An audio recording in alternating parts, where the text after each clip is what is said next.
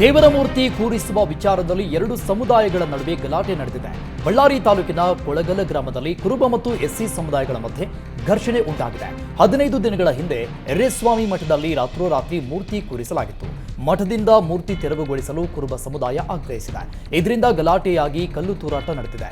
3 ಪೊಲೀಸರು ಸೇರಿದಂತೆ 30ಕ್ಕೂ ಹೆಚ್ಚು ಜನ ಗಾಯಗೊಂಡಿದ್ದಾರೆ.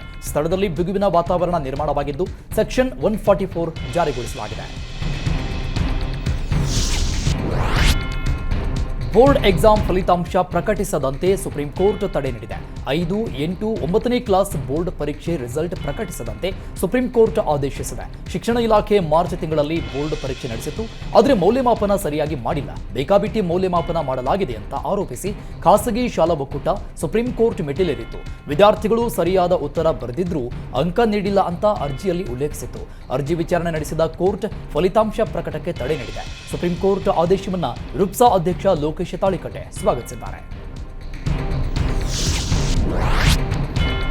ಬೇಸಿಗೆ ಬೇಗೆಯಿಂದಾಗಿ ಕುಡಿಯಲು ನೀರಿಲ್ಲದೆ ಗ್ರಾಮಸ್ಥರು ಪರದಾಟ ನಡೆಸ್ತಾ ಇದ್ದಾರೆ. ತುಮಕೂರು ಜಿಲ್ಲೆ ಶಿರಾ ತಾಲೂಕಿನ ಕಮಲನಾಯಕನ ತಾಂಡ್ಯದಲ್ಲಿ ಜಲಕ್ಷಾಮ ಉಂಟಾಗಿದೆ.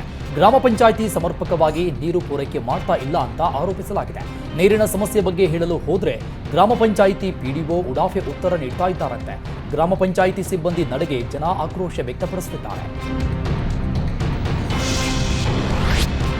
ಸಿಲಿಕಾನ್ ಸಿಟಿ ಬೆಂಗಳೂರಲ್ಲಿ ಯುಗಾದಿ ಸಂಭ್ರಮಕ್ಕೆ ಕ್ಷಣಗಣನೆ ಶುರುವಾಗಿದೆ. ಹಿಂದೂಗಳ ಪಾಲಿನ ಹೊಸ ವರ್ಷ ಯುಗಾದಿ ಆಚರಿಸಲು ಜನ ಸಜ್ಜಾಗಿದ್ದು ಕೆಆರ್ ಮಾರುಕಟ್ಟೆಯಲ್ಲಿ ಹೂ ಹಣ್ಣು ಖರೀದಿಯಲ್ಲಿ ತೊಡಗಿಸಿಕೊಂಡಿದ್ದಾರೆ. ಹಬ್ಬದ ಹಿನ್ನೆಲೆಯಲ್ಲಿ ಮಾರುಕಟ್ಟೆಯಲ್ಲಿ ಹೂವಿನ ದರ ಕೊಂಚ ಏರಿಕೆಯಾಗಿದೆ. ಪ್ರತಿ ವರ್ಷಕ್ಕೆ ಹೋಲಿಸಿದ್ರೆ ನಿರೀಕ್ಷೆಯಷ್ಟು ವ್ಯಾಪಾರ ಆಗ್ತಾ ಇಲ್ಲ ಅಂತ ವ್ಯಾಪಾರಿಗಳು ಬೇಸರ ಹೊರಹಾಕಿದ್ದಾರೆ. ಬೆಂಗಳೂರಿನ ಮಾಗಡಿ ರಸ್ತೆ ಪೊಲೀಸರು ನಕಲಿ ನೋಟ್ ನೀಡಿ ಕ್ಯಾಬ್ ಡ್ರೈವರ್ಗಳಿಗೆ ವಂಚಿಸ್ತಾ ಇದ್ದ ಆರೋಪಿಯನ್ನು ಬಂಧಿಸಿದ್ದಾರೆ. ಚೆನ್ನೈ ಮೂಲದ ಸಂಜಯ್ ಬಂಧಿತ ಆರೋಪಿ. ಆಂಧ್ರದ ಕದ್ರಿಯಿಂದ ಬೆಂಗಳೂರಿಗೆ ಕ್ಯಾಬ್ನಲ್ಲಿ ಬಂದಿದ್ದ ಆರೋಪಿ ಕ್ಯಾಬ್ ಚಾಲಕನಿಗೆ ನಕಲಿ ನೋಟ್ ನೀಡಿ ಹಣವನ್ನ ಫೋನ್ ಪೇ ಮಾಡಿಸಿಕೊಂಡಿದ್ದ. ಈ ಬಗ್ಗೆ ದೂರು ದಾಖಲಿಸಿಕೊಂಡಿದ್ದ ಮಾಗಡಿ ಪೊಲೀಸರು ಆರೋಪಿಯನ್ನ ಬಂಧಿಸಿ ವಿಚಾರಣೆ ನಡೆಸ್ತಾ ಇದ್ದಾರೆ. ದಾವಣಗೆರೆಯ ಸಿದ್ಧಗಂಗಾ ವಿದ್ಯಾಸಂಸ್ಥೆಯಲ್ಲಿ ನಡೆದ ಪ್ರತಿಷ್ಠಿತ ಎಂಎಸ್ಎಸ್ ಕ್ವಿಜ್ನಲ್ಲಿ 6,192 ಮಕ್ಕಳು ಭಾಗವಹಿಸಿ ದಾಖಲೆ ಸೃಷ್ಟಿ ಮಾಡಿದ್ರು. ವಿದ್ಯಾಸಂಸ್ಥೆಯ ಸಂಸ್ಥಾಪಕ ಶಿಕ್ಷಕ ಶಿಲ್ಪಿ ಡಾಕ್ಟರ್ ಎಂಎಸ್ ಶಿವಣ್ಣನವರ್ ಸ್ಮರಣಾರ್ಥ ಕಳೆದ 10 ವರ್ಷಗಳಿಂದ ನಡೆಸ್ತಾ ಇರುವ ಈ ಲಿಖಿತ ಕ್ವಿಜ್ನಲ್ಲಿ ರಾಜ್ಯದಾದ್ಯಂತ ಹಲವು ಜಿಲ್ಲೆಗಳಿಂದ ಬಂದ ಮಕ್ಕಳು ಭಾಗವಹಿಸಿದ್ರು. ಆಕರ್ಷಕ ಪಥ ಸಂಚಲನದ ಮೂಲಕ ಟ್ರೋಫಿ ಹಿಡಿದ ಮಕ್ಕಳು ವೇದಿಕೆಗೆ ಆಗಮಿಸಿ ಸಂಚಲನ ಮೂಡಿಸಿದ್ರು. ವಿಜೇತರಿಗೆ ಪ್ರಥಮ ಬಹುಮಾನವಾಗಿ 25,000, ದ್ವಿತೀಯ ಬಹುಮಾನವಾಗಿ 15,000, ತೃತೀಯವಾಗಿ 10,000 ಮತ್ತು 1,000 ರೂಪಾಯಿಗಳ 10 ಸಮಾಧಾನಕರ ಬಹುಮಾನಗಳನ್ನು ನೀಡಲಾಗುತ್ತದೆ. ಲೋಕಸಭಾ ಚುನಾವಣೆ ಹಿನ್ನೆಲೆಯಲ್ಲಿ ಪ್ರಧಾನಿ ಮೋದಿ ಅಭಿಮಾನಿಗಳು ಸ್ಕೈ ಡೈವಿಂಗ್ ಮೂಲಕ ಪ್ರಚಾರ ಮಾಡಿದ್ದಾರೆ. ವಿಜಯಪುರದ ರಾಜಶೇಖರ್ ಹಾಗೂ ತಂಡ ಬ್ಯಾಂಕಾಕ್ನಲ್ಲಿ 13,000 ಅಡಿ ಮೇಲಿಂದ ಸ್ಕೈ ಡೈವಿಂಗ್ ಮಾಡಿ ಪ್ರಧಾನಿ ಮೋದಿಗೆ ಬೆಂಬಲ ಸೂಚಿಸಿದ್ದಾರೆ. ಮೋದಿ ಮತ್ತೊಮ್ಮೆ ಭಾರತದ ಪ್ರಧಾನಿಯಾಗಬೇಕು ಅಂತ ಸ್ಕೈ ಡೈವಿಂಗ್ ಮಾಡಿ ತಂಡ ಹಾರೈಸಿದೆ. ಗೋಮಾಂಸ ತಿನ್ನುವ ಆರೋಪಕ್ಕೆ ಬಾಲಿವುಡ್ ನಟಿ ಕಂಗನಾ ರಣಾವತ್ ಕಿಡಿಕಾರಿದ್ದಾರೆ. ಈ ಬಗ್ಗೆ ಟ್ವೀಟ್ ಮಾಡಿ ಸ್ಪಷ್ಟನೆ ನೀಡಿರುವ ನಟಿ, ನಾನು ಬೀಫ್ ಅಥವಾ ಯಾವುದೇ ಮಾಂಸ ತಿನ್ನೋದಿಲ್ಲ. ನಾನೊಬ್ಬ ಹೆಮ್ಮೆಯ ಹಿಂದೂ ಅಂತ ನನ್ನವರಿಗೆ ಗೊತ್ತು. ಇಂಥ ವದಂತಿಗಳು ನನ್ನ ಇಮೇಜ್ ಹಾಳು ಮಾಡೋದಿಲ್ಲ. ನನ್ನ ಜನರನ್ನ ಯಾರೂ ತಪ್ಪು ದಾರಿಗೆಳೆಯಲು ಸಾಧ್ಯವಿಲ್ಲ ಅಂತ ಆಕ್ರೋಶ ವ್ಯಕ್ತಪಡಿಸಿದ್ದಾರೆ. ದೆಹಲಿ ಅಬಕಾರಿ ನೀತಿ ಹಗರಣದಲ್ಲಿ ಜೈಲು ಸೇರಿರುವ ತೆಲಂಗಾಣ ಮಾಜಿ ಸಿಎಂ ಕೆಸಿಆರ್ ಪುತ್ರಿ ಕೆ ಕವಿತಾ ಸಲ್ಲಿಸಿದ ಜಾಮೀನು ಅರ್ಜಿ ವಜಾಗೊಂಡಿದೆ.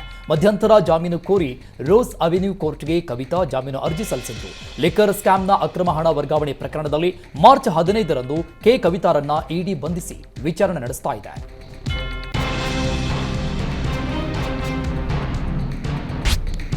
ಸರ್ಕಾರಿ ಶಾಲಾ ಶಿಕ್ಷಕನ ವಿರುದ್ಧ ವರದಕ್ಷಿಣೆ ಕಿರುಕುಳ ಆರೋಪ ಕೇಳಿಬಂದಿದೆ. ಪತ್ನಿಗೆ ಥಳಿಸಿ ರಾತ್ರೋರಾತ್ರಿ ಮನೆಯಿಂದ ಹೊರಹಾಕಲಾಗಿದೆ ಅಂತ ಆರೋಪಿಸಲಾಗಿದೆ. ಚಿತ್ರದುರ್ಗ ಜಿಲ್ಲೆಯ ಜೋಡಿ ಚಿಕ್ಕೇನಹಳ್ಳಿ ಸರ್ಕಾರಿ ಶಾಲೆ ಶಿಕ್ಷಕ ಕೆಂಚೇಶ್ವರ್ ವಿರುದ್ಧ ಆರೋಪ ಕೇಳಿಬಂದಿದೆ. ಗಾಯಾಳು ಪತ್ನಿ ಹಾಲಮ್ಮ ಚಿತ್ರದುರ್ಗದ ಜಿಲ್ಲಾಸ್ಪತ್ರೆಗೆ ದಾಖಲಾಗಿ ಚಿಕಿತ್ಸೆ ಪಡಿತಾ ಇದ್ದಾರೆ. ಪತಿ ಕೆಂಚೇಶ್ವರ್ ವಿರುದ್ಧ ಪತ್ನಿ ಹಾಲಮ್ಮ ಚಿತ್ರದುರ್ಗ ಮಹಿಳಾ ಠಾಣೆಯಲ್ಲಿ ದೂರು ದಾಖಲಿಸಿದ್ದಾರೆ.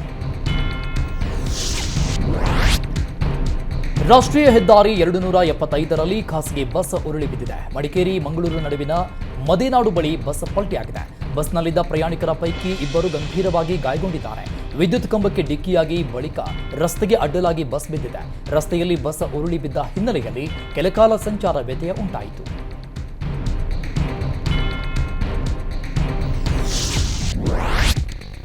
ಅಕ್ರಮವಾಗಿ ಸಾಗಾಟ ಮಾಡ್ತಾ ಇದ್ದ ಪಡಿತರ ಅಕ್ಕಿ ಹಾಗೂ ಲಾರಿಯನ್ನ ಜಪ್ತಿ ಮಾಡಲಾಗಿದೆ. ಬೀದರ್ ಜಿಲ್ಲೆಯ ಮಂದಳ್ಳಿ ಗ್ರಾಮದ ಬಳಿ ಅಕ್ರಮವಾಗಿ ಪಡಿತರ ಅಕ್ಕಿ ಸಾಗಾಟ ಮಾಡಲಾಗ್ತಾ ಇತ್ತು. ವಾಹನ ಸೇರಿ 17 ಲಕ್ಷಕ್ಕೂ ಅಧಿಕ ಮೌಲ್ಯದ ವಸ್ತುಗಳನ್ನು ಜಪ್ತಿ ಮಾಡಿಕೊಳ್ಳಲಾಗಿದೆ. ಇಬ್ಬರು ಆರೋಪಿಗಳನ್ನು ಬಂಧಿಸಲಾಗಿದೆ. ಬಂಧಿತರಿಂದ 175 ಕ್ವಿಂಟಲ್ ಅಕ್ಕಿ ವಶಪಡಿಸಿಕೊಳ್ಳಲಾಗಿದೆ.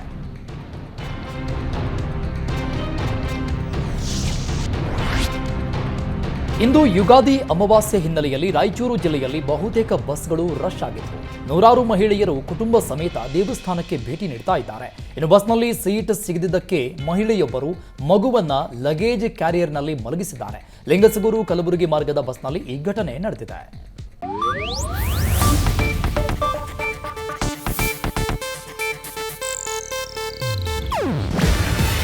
ಇದು ಏಷ್ಯಾನೆಟ್ ನ್ಯೂಸ್ ನೆಟ್ವರ್ಕ್ ಪ್ರಸ್ತುತಿ. ನೀವು ನೋಡ್ತಿದ್ದೀರಾ ಏಷ್ಯಾನೆಟ್ ಸುವರ್ಣ ನ್ಯೂಸ್.